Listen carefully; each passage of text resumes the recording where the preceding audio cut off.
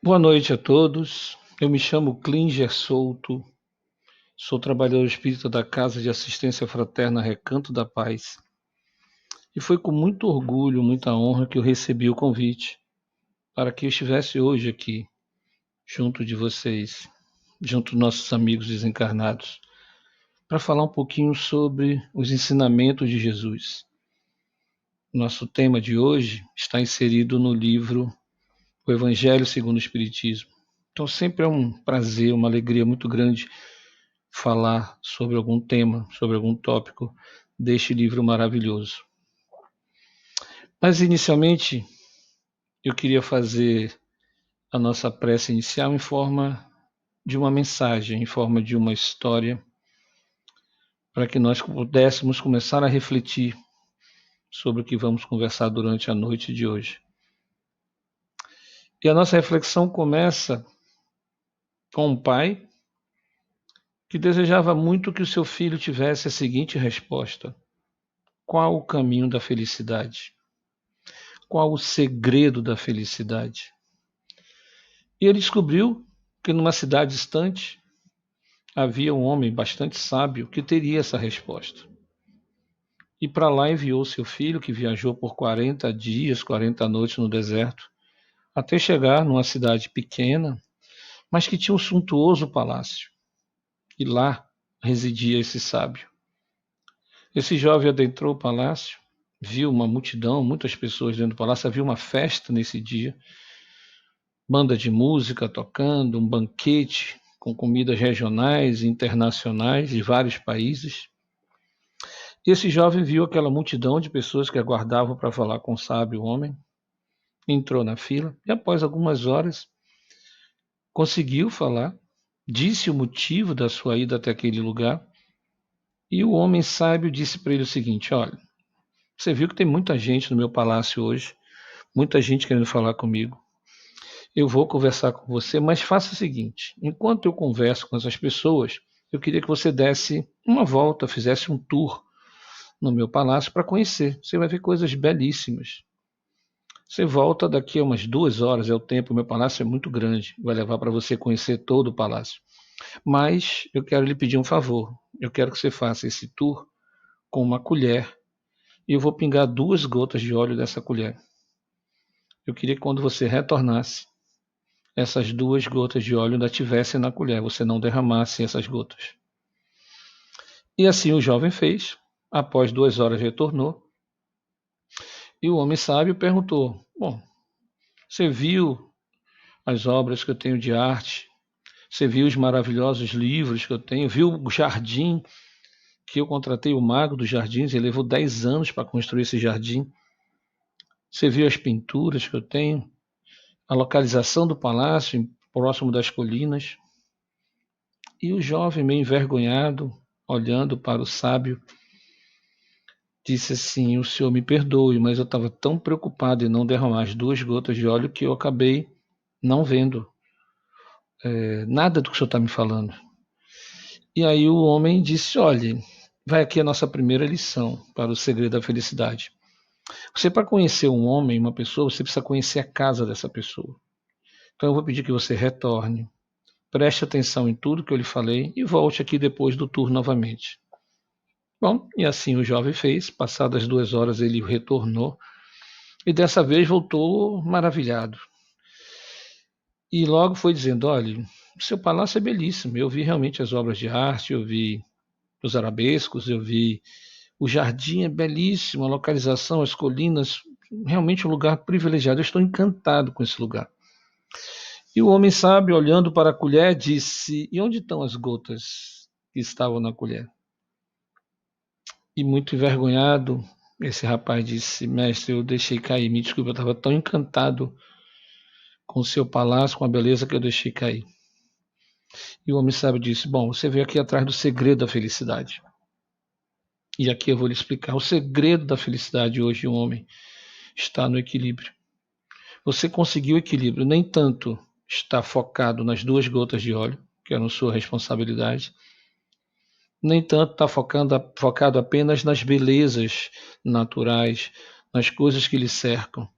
Você ter o equilíbrio de ter o foco nas suas responsabilidades e o foco nas belas coisas que a vida pode lhe proporcionar, aí está o segredo da felicidade. E eu queria trazer isso um pouquinho para a gente, principalmente nesse momento que a gente passa no mundo. A importância da gente ter esse equilíbrio.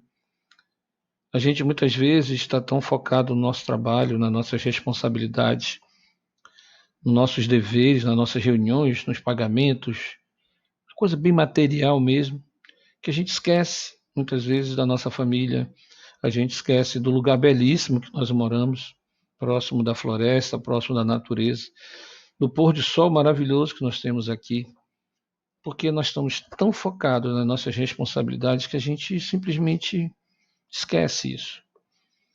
Por outro lado, a gente tem muitas pessoas que abrem mão das suas responsabilidades, querem viver apenas vivendo a vida numa boa, como o pessoal fala, quando o ideal era você ter esse equilíbrio. Você ter o foco nas suas responsabilidades, mas também aproveitar a vida, ter seu lazer, ter seu momento com a família, com seus filhos. Esse é o equilíbrio que a gente busca, principalmente nos dias de hoje. Porque senão a gente acaba tentando descobrir o que fica melhor, o que é mais importante. Para mim, a gente entra numa disputa, a gente entra num duelo. E é justamente esta palavrinha, o duelo, que nós vamos falar hoje, porque é o tema da nossa palestra. O duelo ele está no capítulo 12 do Evangelho segundo o Espiritismo. É o último tópico. Ele por si só, se nós fizéssemos a leitura, já seria uma palestra maravilhosa. Eu vou tentar trazer da minha maneira, um pouco mais simples, para que a gente converse sobre o duelo, mas eu faço uma sugestão aqui. Aqueles que ainda não leram, ou os que já leram, releiam ou leiam pela primeira vez esse tópico. Na verdade, leiam o capítulo todo, Amai os Vossos Inimigos. É belíssimo, cheio de mensagens super importantes para a gente. Por que não o livro logo todo, né? Ler o Evangelho segundo o Espiritismo sempre é um bálsamo. E eu quero começar fazendo a seguinte pergunta para vocês. Você já participou de algum duelo? Pense bem antes de responder, porque eu vou voltar a fazer essa pergunta já lá para o final. E talvez a sua resposta mude, essa que você está respondendo agora. Porque quando a gente pensa em duelo, a primeira imagem que vem são aqueles filmes antigos, alguns de faroeste, Bang Bang, né? Como se chamava antigamente. Quem é mais aí experiente, vamos colocar assim, vai lembrar de falar filmes de Bang Bang, em que você tinha uma disputa ali, quem era o gatilho mais rápido, né? Quem atirava mais rápido. Ou os filmes de capa e espada, em que você tinha aqueles duelos com disputa, ou só realmente com armas, ou com punhal. E funcionava assim, se você fosse ofendido, se a sua honra fosse manchada, vamos colocar assim, você tinha todo o direito, naquela época era bem natural, de você desafiar aquela pessoa por um duelo. Geralmente com aquele tradicional ato de pegar uma luva e bater na cara da pessoa e desafiar para um duelo. E era engraçado, porque havia regras. O duelo, cada duelista, vamos colocar assim, levava um padrinho. O padrinho era responsável para checar se as armas eram iguais, isso era bem importante, tinham que ser armas exatamente iguais, se fosse punhais, se fosse armas de fogo. E havia um juiz que determinava se estava tudo ok, né? Porque eles contavam até 10, cada um andava em direções opostas, se contava até 10. Quando chegasse no 10, parava, e aí esse juiz contava 1, 2, e no 3 eles se viravam e atiravam.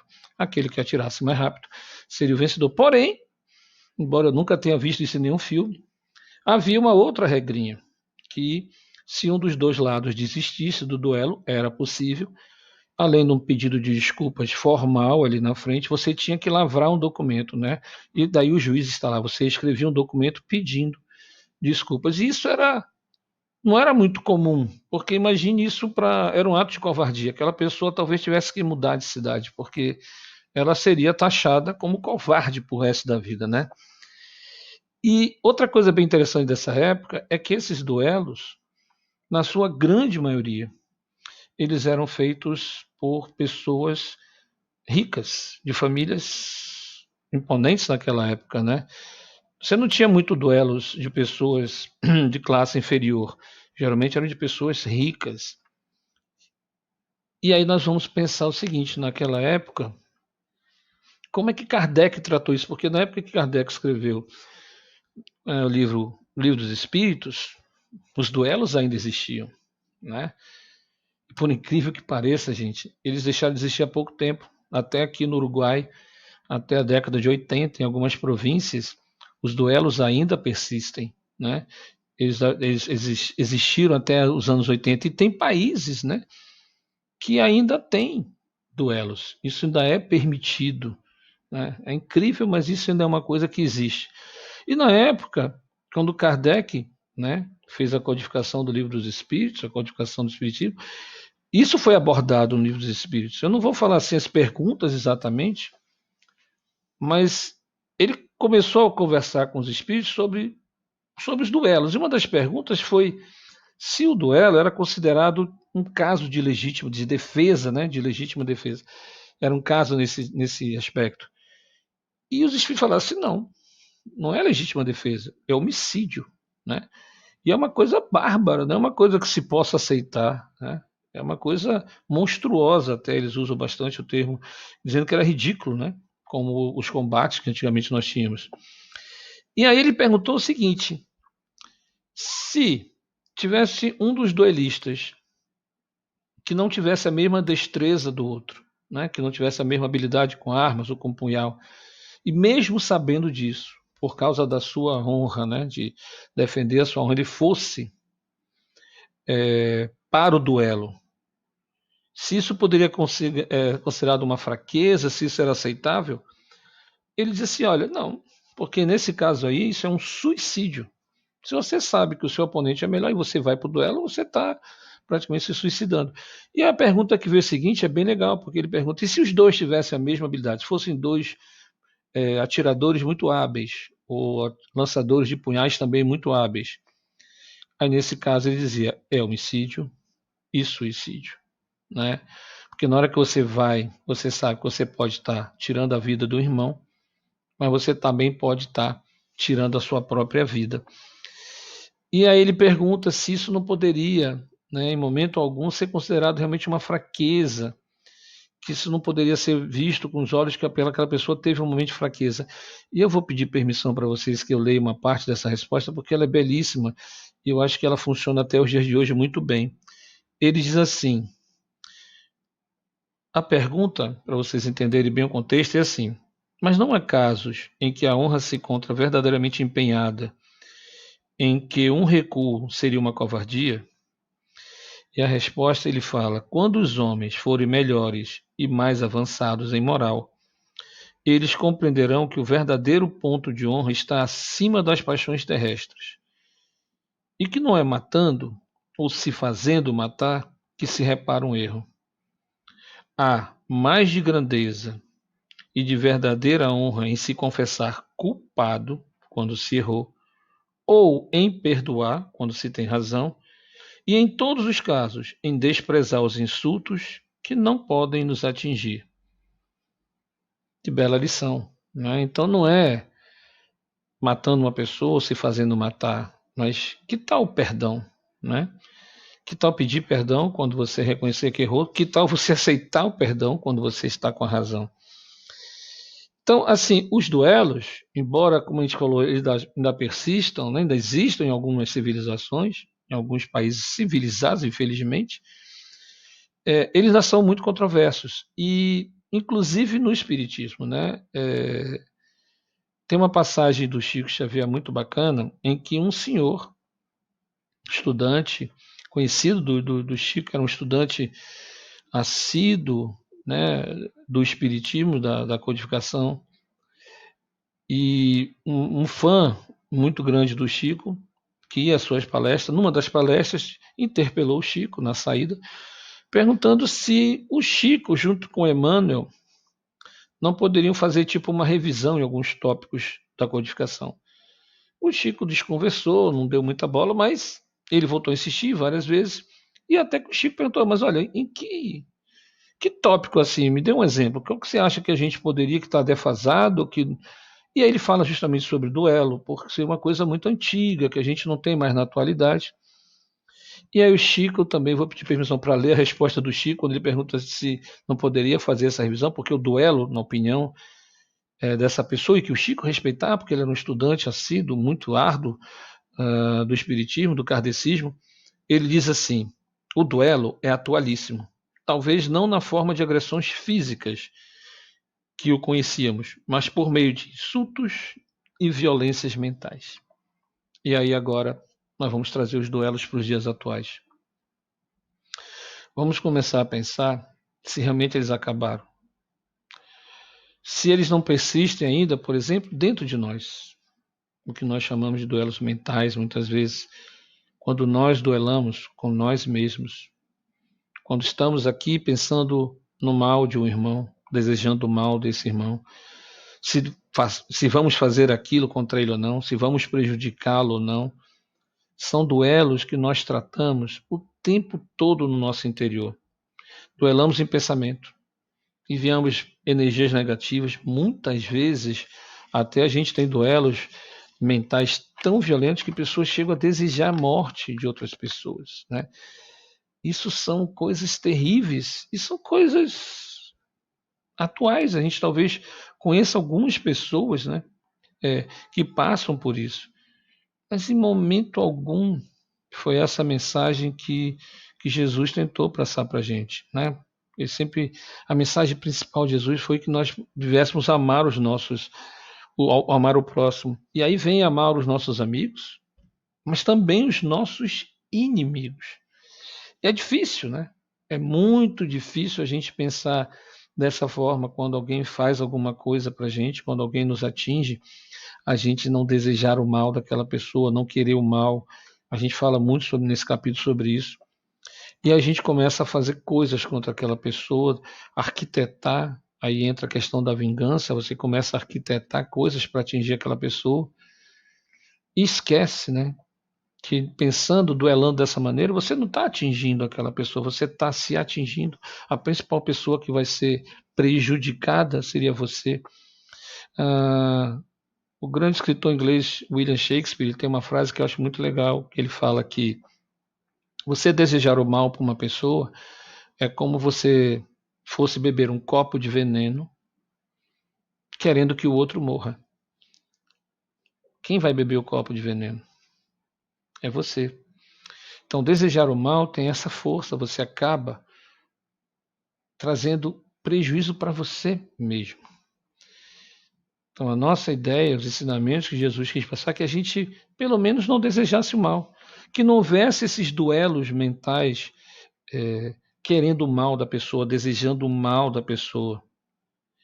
E aí, se a gente simplesmente, pelo menos, não deseja o mal dessa pessoa, a gente já começa a seguir os ensinamentos de Jesus, que como modelo e guia, dá o norte para a gente, né? Então, você simplesmente já começar não desejando o mal para aquela pessoa que lhe fez alguma coisa, você começa, mesmo às vezes sem perceber, você já começa a amar o seu próximo, você começa a amar o seu inimigo.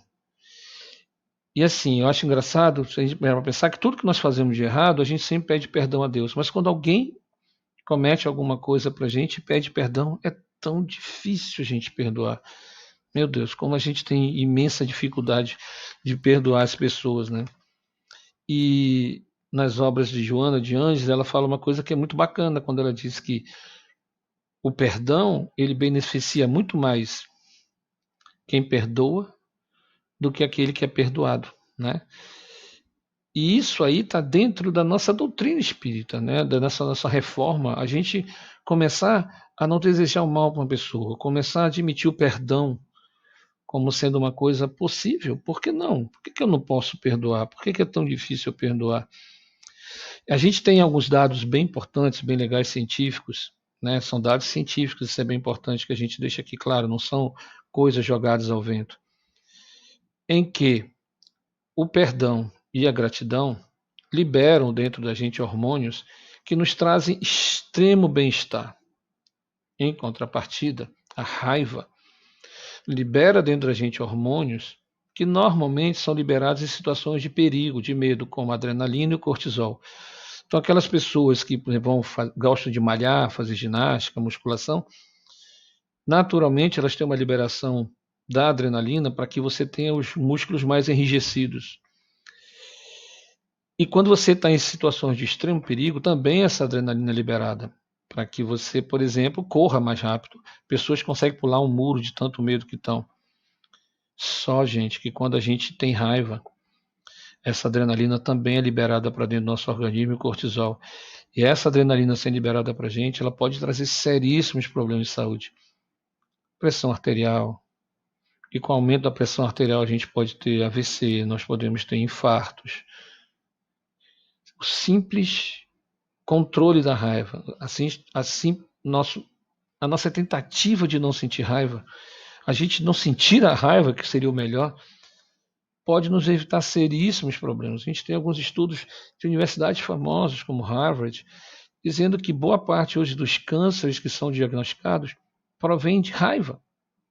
Esse já seria um ótimo motivo para a gente não desejar o mal para alguém, para a gente não arquitetar planos de vingança, para a gente não querer duelar com essa pessoa. Que lembra, vamos trazer para o dia atual. Nós temos hoje duelos, por exemplo, os duelos tecnológicos. Né? A gente tem. Você hoje consegue, através de um simples celular, de um tablet, de um notebook, você destruir a vida de uma pessoa. Você pode colocar uma fake news e você acaba com a moral, você acaba com a reputação de uma pessoa, acaba com a moral e a reputação de uma empresa, com o nome daquela empresa, basta você colocar lá. Eu fico imaginando como é que seria um duelo hoje, sem as armas de fogo, sem os punhais, com o celular. Então seriam duas pessoas, cada uma com seu celular. De juiz, vamos colocar o que hoje está em modo digital, o influencer, né? Aquelas duas pessoas com seu celular, se conta até 10, e depois 1, 2, 3, elas viram. Quem consegue apertar primeiro o botão lá de enviar e publica e posta uma notícia falsa, uma fake news que vai destruir a vida daquela pessoa, é o vencedor do duelo. Isso acontece mais do que a gente imagina. Pessoas que conseguem arquitetar um plano usando as redes sociais, a mídia digital, para acabar com uma pessoa. Nós temos também os duelos nas famílias. Quantos duelos nós temos em casa? Quantos pais, com a sua experiência, duelam com os filhos que têm, claro, a sua inexperiência, mas que têm coisas novas e que muitas vezes não se entende duelo porque o pai acha que tem que ser daquela maneira, porque o seu pai, ok, e o filho tem novos conhecimentos, tem coisas novas que o pai não tem acesso, e na verdade, quando um deveria estar aprendendo com o outro, essas experiências deveriam ser trocadas entre eles. Você tem sérios duelos dentro de casa entre pais e filhos. A gente tem muitos duelos entre os casais, entre irmãos. Quantas vezes numa discussão você até coloca pessoas que nem sabem da discussão, você coloca fatos, você cria situações só para provar que você está certo. E quando alguém lhe acusa de uma coisa, quando alguém mostra um defeito que você tem, normalmente você não ouve, né? Você devolve numa ofensa maior. Você não se contenta em devolver apenas aquilo, você quer que seja maior, que denigra mais a pessoa, que traga mais problema para aquela pessoa. São duelos.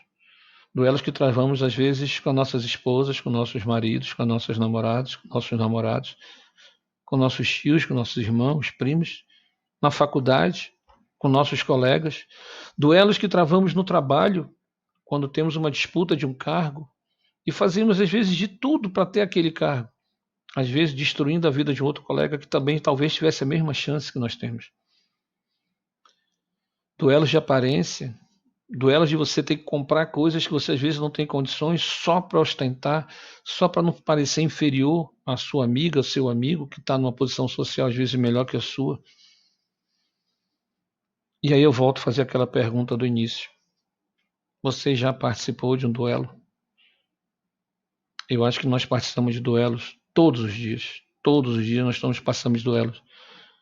Falamos das mídias sociais, falamos das diferenças partidárias, políticas, sociais, raciais. Nós temos duelo para dar e vender, gente, o tempo todo.